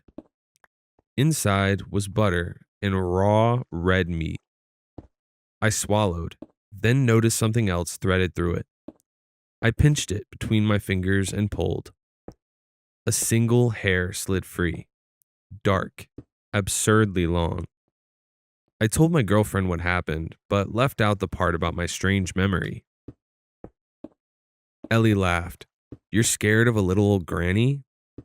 I don't know if she's a granny, I said. I've never met this woman. She could be a man for all I know. Are you sure? You said she was your old neighbor, she said, her eyes soft but insistent. That gentle look she always got when she was trying to probe something out of my childhood. Are you sure you don't remember anything? That long black hair entered my mind again. At that moment, I remembered something else. I remembered a single strand had caught in the fence, drifting in the breeze until it detached and floated down to my 6-year-old self. I remembered plucking it from the air and then playing with it carefully so it wouldn't snap. I had wrapped it around my arm, amazed I could coil almost the entire length up my little forearm, like linen around an Egyptian mummy. I shook my head at Ellie's question and told her about the inedible sandwich instead. Ellie laughed again, shaking her head. The poor woman probably has dementia. A week later, I went back. I didn't want to, but Ellie had made me realize I was being ridiculous, and the money mattered. If we ever wanted to move out of my uncle's house, that is, we needed it. My stomach churned the whole drive. Before I even started the mower, my eyes went to the fence again. I remembered long, curling fingers reaching over the top, and once more, I remembered seeing half a face peering down at me, just eyes and a forehead visible above the timber, watching. I reluctantly went inside to collect my payment. This time, she'd left $300 on the table. Beside it, a note, the handwriting thin and spidery. Take all money. Why no drink? My gaze drifted to the jug of lemonade. I filled a glass, intending to pour half of it down the sink to make it look like I'd had some. Instead, for some reason I couldn't explain, I took a small sip. It was cold, sweet, very good. After that, the memories returned, stronger than ever. I had a dream that night, a dream about food being thrown over an enormous fence. Sometimes it was a roast chicken, still warm inside a plastic bag, juices sloshing against the sides. Other times it was a whole chicken, raw, feathers still clinging to pale skin. Sometimes it was fresh fruit in a cracked plastic container. Other times it was rotting apples in a thick slab of heavy red meat. I remembered the hunger. I remembered setting up a blanket over the bushes beside the fence, a small hidden nest where I could crouch and store what I was given. I remembered eating like an animal, devouring whatever was edible before anyone could find me. I remembered my scalp itching constantly, lice, multiplying, biting, crawling, with no one bothering to stop them. A whole kingdom of parasites living freely in my hair. Then I remembered the hand. It slipped through the narrow gap between the fence and the bushes where I sat with my back pressed against the timber, rustling the spindly branches. The hand was enormous, but gentle. One long finger brushed the tangled hair out of my face. The itching faded. I stared up and saw nothing but the endless length of a thin, gray arm disappearing over the fence. I remembered wrapping my small hands around that enormous finger and holding tight, crying into it. Then I remembered an angry voice coming from somewhere. The finger wriggled gently until I released it, and then the hand vanished. The arm withdrew. When I looked back up, only a faint wisp of dark hair was visible above the fence line. Someone tore the blanket away from my hiding place. They yelled, screamed in disgust. I was sitting on a hoard of food. A lot of it was rotting. There were flies. There were maggots. Hands grabbed my arm and dragged me out of the bushes and away from the massive fence, so hard I thought the bone would snap. "Stop," I screamed. The third time I went back to mow Ramona's lawn, I did not hesitate. Something had begun to clarify itself inside me, like an image slowly coming into focus. And I knew I needed to speak with her, Ramona, finally. I didn't know if the memories were wholly real, but pieces were fitting together now, clicking into place with a quiet inevitability. I felt closer to the truth than I ever had before, and instead of making my head ache, it planted something determined inside me, something that refused to be quiet any longer. I thought maybe my neighbor had been a sweet old granny who babysat me sometimes. Maybe she fed me, maybe she took care of me, maybe she read me stories. Maybe this was the only way my memories were able to return, disguised as something else, something not quite real, but threaded through with truth. As I started the lawnmower this time, I didn't look away from the fence. I remembered the humming, a low, steady hum, as I lay hidden in the bushes beside the fence. The yelling in the house always softened when I listened to her hums. I remembered being lifted so high I could see over the roof of my house. I remembered being placed on a sturdy tree branch in the forest and being given a dead fox. I remembered biting into the furry flesh, feeling warm blood dribble down my cheeks. I remembered sitting in a cocoon of warmth, high above the ground, watching the stars blink into existence. I remembered running to my hiding place between the fence and the bushes, shaking, starving, sick with fear. I remembered someone chasing me. "Henry, you get back here right now," she screamed. She caught my arm and wrenched me around. "Mom, stop," I sobbed. "Don't hurt me again." I remembered my mother freezing, and I remembered something brushing the back of my neck, light and familiar, like long strands of hair. My mother gasped, staring at something above us. Terror carved into her face. I looked up, then the fingers came. They wrapped around my mother's body and lifted her up, way up. She was screaming as she went, so I called out, "It's okay, Mom. She's just taking you to see the stars." There was a deafening crunch, and her screaming stopped. I saw something fly across the sky like a meteor, disappearing into the forest. Hands closed around me. They were so warm when they lifted me, gentle, careful, cocooning me as I shook and clung to the heat. I rose high enough to see over the roof of my house, just like all those other times. I finally remembered seeing her face. The image was clear now, unblurred, impossible to look away from. She was pale and gaunt, her lips stretched too wide across her skull, but her eyes, they were dark, but they were warm. "Did Mom like seeing the stars?" I asked her. She hummed. My hands shook. I didn't turn the lawnmower off. I walked toward her house on numb legs, the sound of the engine fading into something distant, barely there. The front door was open, as it always was. I climbed the staircase slowly. A low groan echoed from above, stretching and deepening as I went. The upper floor was completely open plan, wide and sloping like an expansive attic. And laid out across it was a very tall woman. Her skin was a shade close to gray. Her face had weathered features of someone much older than me. Her limbs were long and spindly. She lay on her side on a soft floor mat that covered nearly every inch of the space. Her body folded carefully, purposefully, as if she had made herself smaller for me. Her eyes found mine the moment I stepped inside. I dropped to my knees and sobbed before I could stop myself. Terror and grief and everything I had buried for so long rushed through me all at once, crushing and merciless. Fingers reached out, impossibly large, wrapping around me and drawing me gently towards her. I was pulled into warmth, deep and steady, and my shivering slowly began to ease.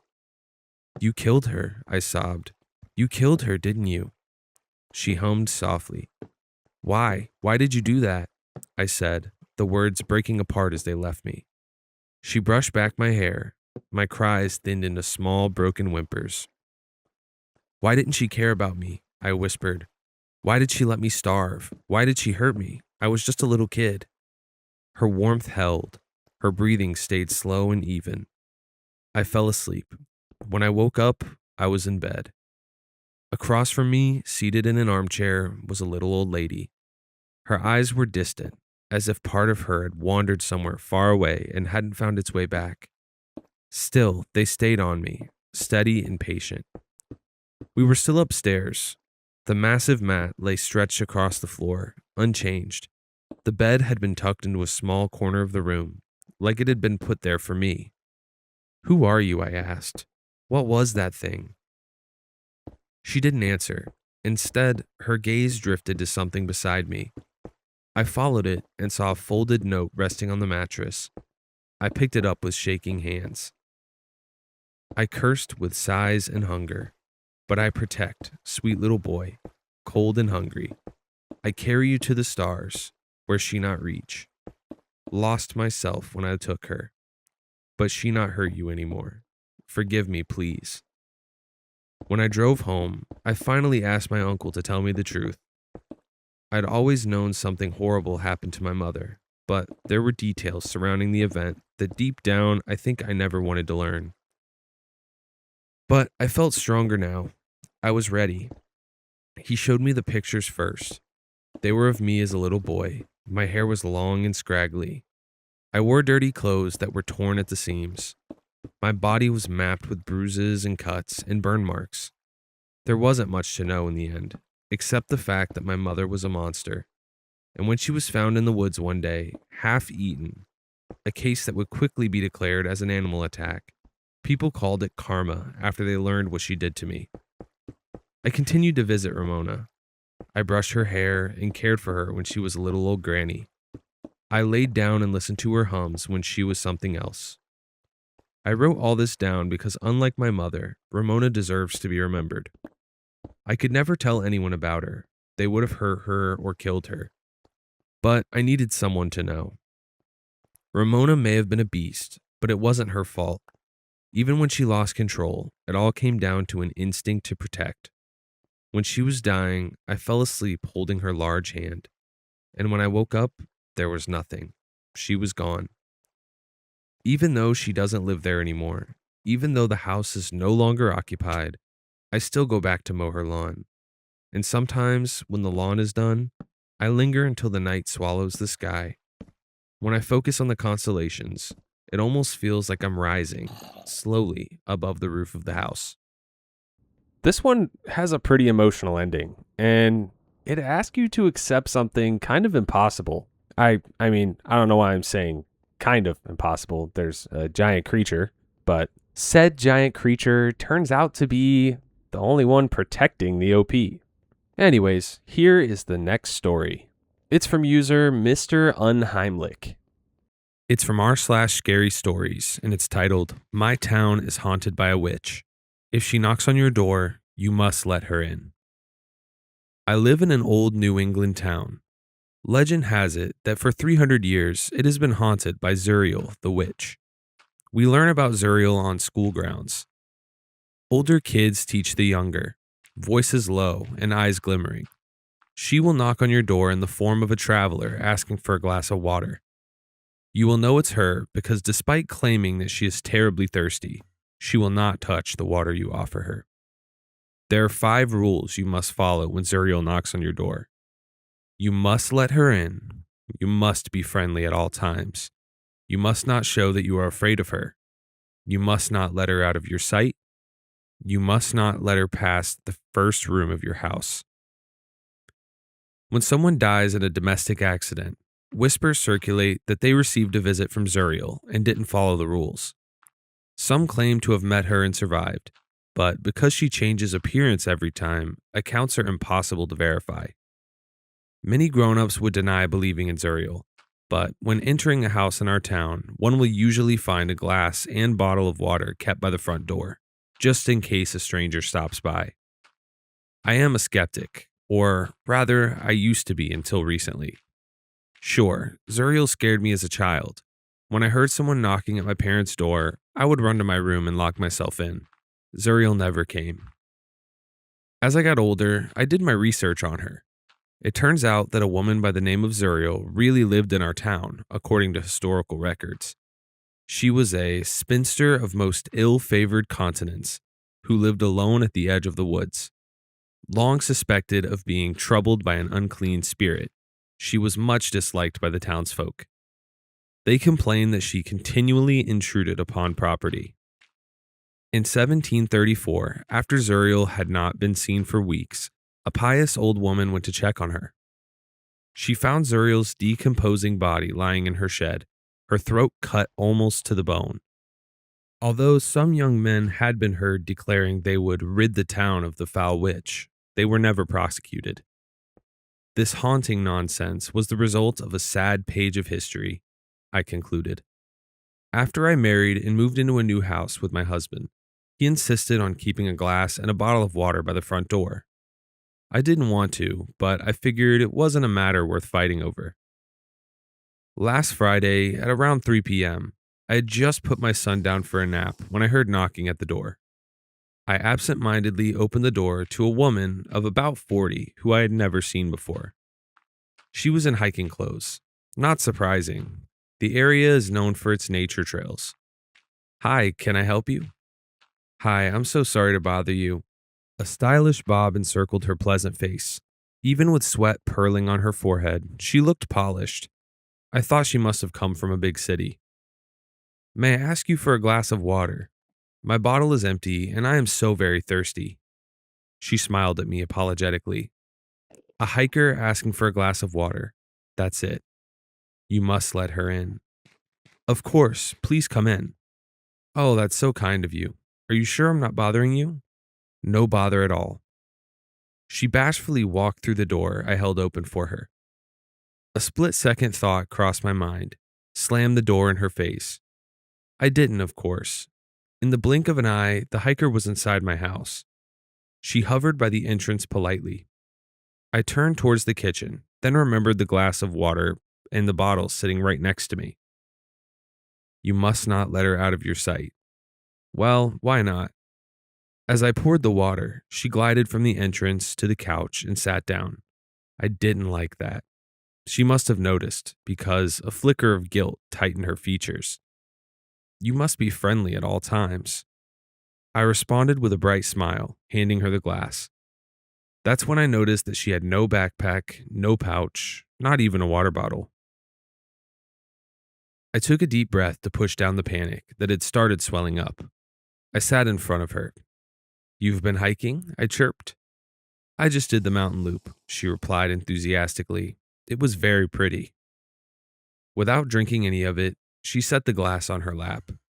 "It's one of my favorites," I responded. Her fingers gripped the glass. She didn't drink it. "And it's such a nice day today," I continued. "It was lovely, almost too hot." Her face beamed with sweat. A drop rolled from her forehead to her chin. It fell into her lap. She still did not drink. My eyes snapped up to her. She was staring at me, staring at her. You must be friendly at all times. I laughed a horrendous laugh. Yeah, I love it when it's hot. She laughed along. Inside me, the adult woman disappeared, and I became that little girl who wanted to lock herself in her room again. Have you been in the area before? I asked, forcing my voice to sound even. It's my first time visiting, she responded cheerfully. Have you been living here long? I was born here, I said. Then, fearing I was lacking in amiability, I exclaimed, wouldn't want to live anywhere else. Of course, such a lovely place, and everyone seems so nice. Her gaze shifted to a framed photo of me, my husband, and my son. What a cutie, she whispered, narrowing her eyes. Revulsion twisted my stomach. Smash the frame in her face, I thought. I didn't, of course. I sat perfectly still and pushed out a timid thank you. She turned to me with a proud smile. You know, I have a son the same age. He's with his dad now. Unfortunately, we're divorced, but we maintain a good friendship. That's so important for a child. Oh, yeah, so important, I stammered, taken aback. She stood up, leaving the glass on the coffee table. Well, so sorry for bothering you. I'll be on my way before it gets dark. A wave of relief rushed through me. Of course, no bother at all. She trotted to the front door. I had to stifle a laugh. Awoken from a bad dream, I was back in the land of the living. Hope you enjoy the rest of your trip. Her hand pushed down the door handle, then let it back up. One last thing, she said. May I use your restroom? Cold dread enveloped me before her words even reached my brain. You must not let her pass the first room of your house. I'm sorry, but the restroom is out of order. Is that so? She asked, as she breezed right back to the seat in front of me. Why? My pulse went wild. It's clogged. We've had an awkward accident earlier, I cackled. She winked. Whoops, I can have a look if you'd like. I'm pretty savvy with small repairs. Oh no, you don't have to. There's a public restroom right across the street, in the park. I pointed at the window. My hand trembled. It was already dark outside. That was impossible. Sunset was supposed to be hours away, and she hadn't been in my house for more than a few minutes. I would love to repay your hospitality, she insisted, eyes wide and eager. My husband is about to come home from work. He'll do it. You know men. I leaned towards her, displaying the most conniving smile I could muster. They like to feel useful. She played along. I get it. Since my husband left, I've had to learn to do it all by myself. I admire your independence. Thank you for saying that. It means a lot. She seemed genuinely flattered. I wasn't doing too bad, I thought. A piercing cry arose from upstairs. My son had woken up. He is an anxious baby. At 2 years old, he has only just started to sleep on his own. Whenever he wakes up and doesn't find us, he goes into a panic. I almost shot from my seat, but managed to reel myself back in. Don't you want to go to him? She asked me gently. You must not let her out of your sight. That's okay. He needs to get used to it. He had a way of sounding like something absolutely terrible was happening, which it was. He screamed. His voice broke, but he kept on screaming. What if he was actually hurt? She sat perfectly still, grinning at me. Are you sure he's okay? Her question sounded somewhat like a threat. You must not let her out of your sight. I nodded vigorously. We're training him to sleep on his own. Listening to the pleas of my hurting baby was near unbearable. I reminded myself of all the people, all the children who had died in tragic circumstances. He broke his neck tripping down the stairs. She choked on her food. The little one drank from a bottle of bleach. They were visited by Zuriel, the rumors always said, and they didn't follow the rules. I've never seen a mother like you, she said. I ignored the provocation. How about your little one? I had to raise my voice over my son's cries. Does he sleep on his own? She lit up at the mention of her child. He sleeps like an angel. My daughter, on the other hand, is like yours. She wanted to be held all the time. You have a daughter too? Yes, I do, she snapped, as if I was doubting her. My son abruptly went silent. That alarmed me even more. Why did he stop? I furiously wanted to go check on him. See, I said instead. He calmed down. You're a very interesting woman, she responded and shuffled forward. Her knees almost touched mine. I'm really enjoying getting to know you. I didn't budge, swallowing my disgust. Me too. It's nice to see a new face around here. Maybe, I jumped into the abyss. Maybe we could be friends. Her eyebrows shot up. Her eyes widened. Her lips parted. I would love that, she breathed. A rush of emotion flushed her cheeks. A web of red veins flared beneath her skin, then began to swell, morphing into elongated red warts. You must not show that you are afraid of her. What did you think of the hike? I spluttered, desperate to fill the silence. It was amazingly lovely, she trilled, while one of her eyes turned gray. What else do you suggest I do in the area? I held on to that question like a life raft. If you love nature, I would recommend the National Wildlife Refuge and paddleboarding on the river. Her hair vanished one by one, leaving only a few disheveled clumps on a bald head. You must not show that you are afraid of her. A walk downtown is great for shopping. Aunt Rita's kitchen serves the best clam chowder in town. Her teeth blackened. Strands of yellow saliva stretched between the upper and lower arcade. I waged war against every one of my muscles not to look away. For culture lovers, the local museum has great artifacts. One side of her face went moldy. A worm wriggled out of her ear and slid inside her eye socket. I smiled hard. And let's not forget the Civil War battleground. A slit appeared on her throat, from side to side. Dark blood came pouring out, inundating her clothes, my couch, my carpet. Her head fell backwards. The wound was spread apart like two halves of a steak, exposing her sliced-off windpipe. Only a thin layer of skin kept the head from rolling away. Yet, from an absurd angle, her one eye was still set on me. My smile did not falter. You can always catch a performance at the Arts Center. The lights flickered. My personal favorites are the dance shows.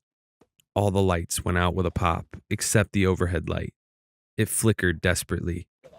The thought of being alone in the dark with her was so terrifying, my heart nearly stopped. You must not show that you are afraid of her. I thought about my son sleeping peacefully in his crib, the sun rising on the ocean, a fluffy kitten drinking from a bowl of milk. For drinks, there's a little bar by the river. The lights went out. I opened my mouth to scream. In the blink of an eye, the lights came back on. I sucked in the scream before it could ring out. You must not show that you're afraid of her. She looked like a preppy 40-year-old lady hiker again. No sign of a neck wound. Her clothes were clean. So were my couch and carpet. Outside, the day was bright again. I allowed myself a breath of relief. Maybe this was it. I passed the test. She would be gone now. Thank you for that, she said softly. Since there's so much to do around here, maybe I should stay a few more days. My throat tightened. What a great idea. She looked around the room pensively. Do you have a guest room? I would love to stay if you'll have me. Despair hooked its fingers into my insides. We don't have a guest room, unfortunately. I would have loved to have you stay with us. That's a shame. What if I slept on the couch? I would not want you to be uncomfortable. I don't need much. This looks perfectly comfortable. My son is a rambunctious kid. So, didn't I tell you I'm a mom too? Yes. You don't believe me? Yes, of course. I was losing ground, and I felt my energy leaving me. It almost sounds like you're making up excuses not to have me. Didn't you say you wanted to be friends? Yes, of course. Mom? I had not heard him come in. My son was standing in the doorframe. He clutched his teddy bear, chubby cheeks streaked with dried up tears. She looked just as startled as I was. He must have climbed out of his toddler bed, I said, forcing cheerfulness. I held out my arms to him. Come over here. Instead, he directed his unsteady little feet towards her. You must not show that you are afraid of her. Hello, little man, she exclaimed, baring her teeth at him. I was now trembling from head to toe. She stretched out her hand and wiggled her long nailed fingers. My son wobbled closer to her. I wanted to scream, yank him away from her, run, but because I didn't know what the right next thing to do, I sat, still paralyzed. You must not show that you're afraid of her. Would you like me to stay here with you? She said in a cringe-worthy baby voice. No, no, say no, I yelled inside my head. My son gave her a toothless smile, that smile of pure delight only little children are capable of. She widened her grin, pushed her demonic hand further towards him. The room around me started shaking, every nerve in my body twisted. My son put his teddy bear in her outstretched hand, like a friendship offering. Time stopped. Her mouth trembled, smile morphing into a sorrowful grimace. She gripped the teddy bear and brought it to her heart. Finally, she let out a long, painful breath. I am sure your child wants his mommy to himself, she finally murmured. I'll be on my way. She slowly rose and set the teddy bear on the couch. It was great to have. Thank you for your kindness. She ever so lightly stroked my hand with her fingers, and then, just as swiftly as she came, she was gone. It's been 7 days since she visited. I've been watching my husband and son like a hawk, expecting them to trip, fall, get burned, or some other terrible thing. No one got hurt. Life is beginning to feel normal again. But around 3 p.m. every afternoon, I feel a pang of pain on my hand, right where she touched me. The super creepy part about this one is that nobody ever explains why the rules work. The character in the story and you as the reader are just kind of asked to blindly follow them, and they just kind of work. But hey, if it's keeping everyone alive, why question it? And here is the next story. It's from r/odd directions from user David Hallow. It thought I was asleep. I sleep with the lights on now. I've always slept with an eye covering, not because I enjoy the dark, quite the opposite. Light leaks through my curtains no matter how carefully I pin them shut, and the street lamp outside my apartment flickers in a way that feels personal, as if it has noticed me watching. The mask soothes all that away. It makes night uniform, manageable, a soft, deliberate blindness. The fabric is black, padded, elastic band worn loose from years of use. When I pull it down over my eyes, the world doesn't disappear so much as it recedes, like a held breath. I've worn it through breakups, deadlines, storms, insomnia. It has never betrayed me, until that night. I remember lying on my back, arms at my sides, listening to ocean waves breaking softly along a beach. The occasional pipes clicking, a car passing somewhere below. My ceiling fan hummed with a faint, uneven rhythm, one blade slightly warped, tapping the air just a fraction slower than the others. I told myself I would replace it. I always told myself that. The mask pressed gently against my eyelids, warm, familiar. Sleep came without ceremony. When I woke, I knew immediately that something was wrong. Not because of fear, but because of stillness. My body had weight in a way it normally did not. Not heaviness exactly, but presence. As if I were suddenly more solid than before.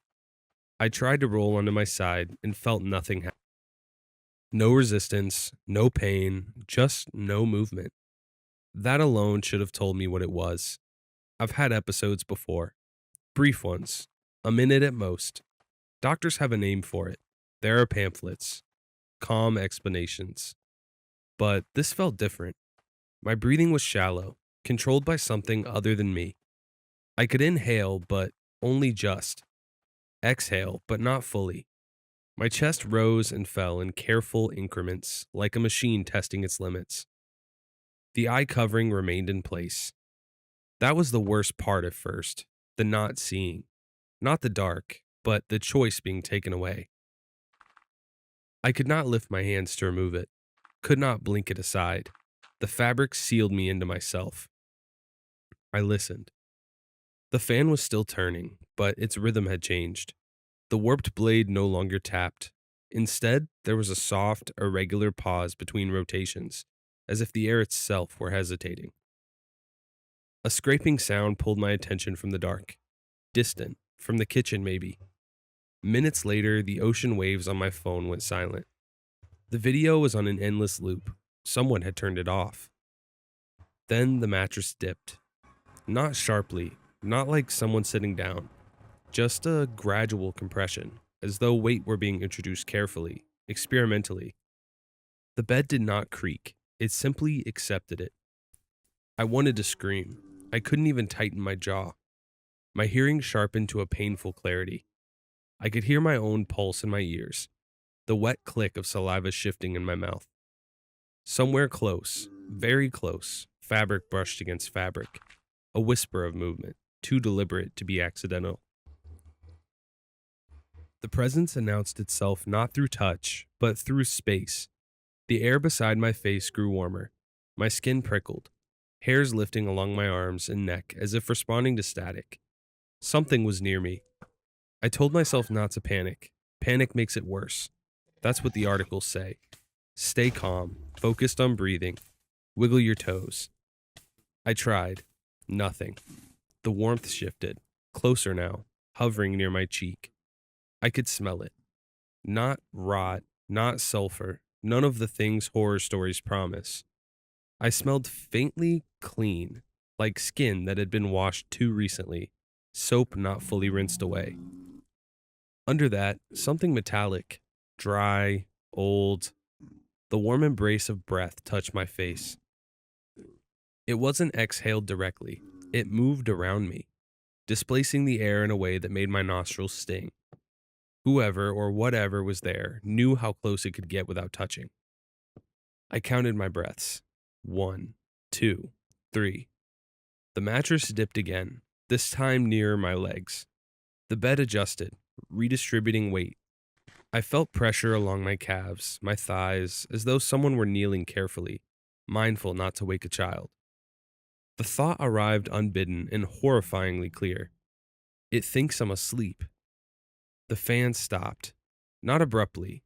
It slowed, each rotation longer than the last, until the hum stretched thin and vanished. The silence that followed was not empty. It had texture, density. In that silence, I heard something wet and soft, a sound like fingers pressing into foam, releasing, and pressing again. The mattress responded, memory foam slowly yielding under unseen hands. Hands?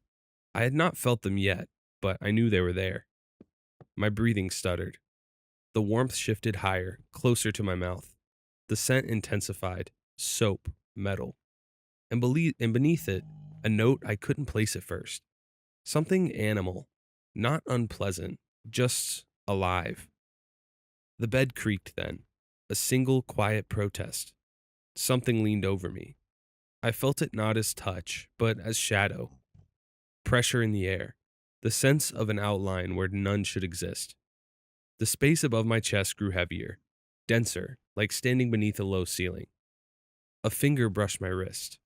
I flinched internally, a scream tearing through my thoughts, but my body remained obediently still. The touch was light, exploratory, skin to skin. The finger was warm and dry. It traced upward, slow and patient, along my forearm. Every nerve screamed. My senses deprived of sight. Compensated cruelly.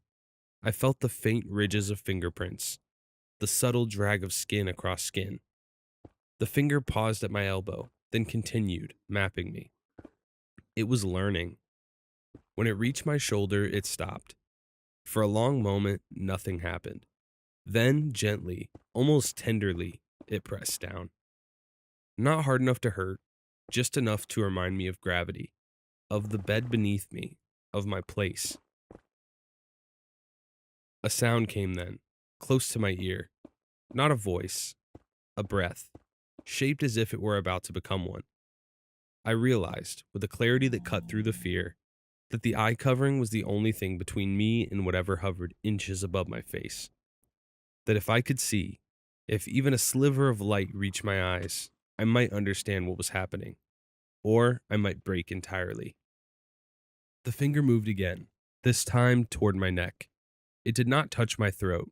It hovered there, heat radiating, close enough that my pulse seemed to respond, jumping beneath my skin.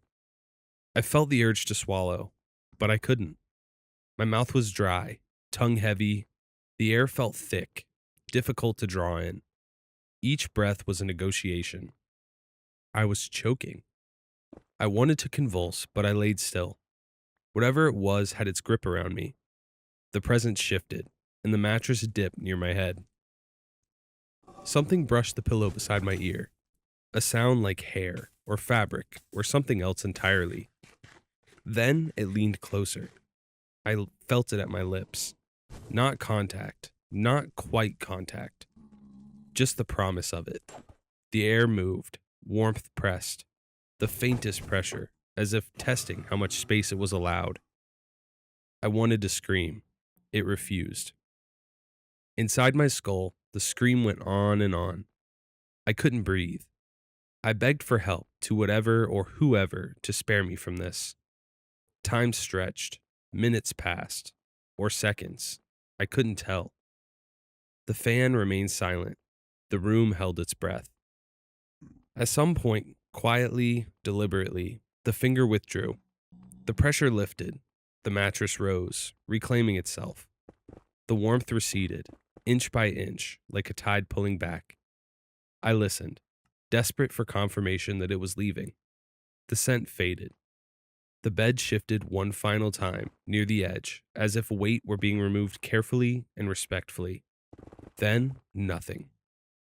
No footsteps, no door, just absence.